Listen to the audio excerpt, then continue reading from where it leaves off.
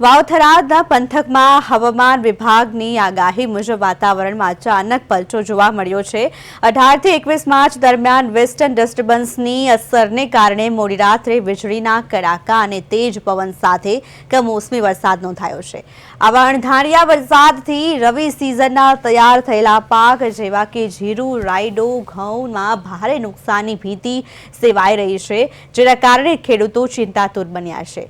વાવ અને થરાદમાં મોડી રાત્રે માવઠું આવ્યું હતું। વીજળીના કડાકા સાથે કમોસમી વરસાદ ખાબક્યો હતો। પવન સાથે વરસાદથી ખેતીમાં નુકસાન થવાની ભીતિ જોવાઈ રહી છે। રવિ સિઝનમાં તૈયાર પાકોથી ખેડૂતો ચિંતિત બન્યા છે, ત્યારે હજુ સુધી 21 માર્ચ સુધી વરસાદની આગાહી આપવામાં આવી છે। તો વીજળીના કડાકા સાથે પવન અને વરસાદથી ખેડૂતોમાં નુકસાનની ભીતિ સેવાઈ રહી છે। રવિ સિઝનના તૈયાર પાકોથી ખેડૂતો ચિંતિત બન્યા છે।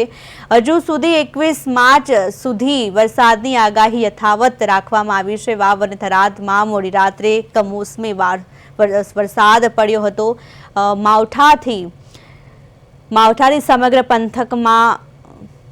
સમગ્ર પંથક વરસાદમય બન્યો હતો, જેને લઈને ખેડૂતોની ચિંતામાં વધારો કર્યો છે, કારણ કે ખેડૂતોના ખેતરમાં ઉભેલા રવિ પાકને નુકસાન થવાની ભીતિ સેવાઈ રહી છે।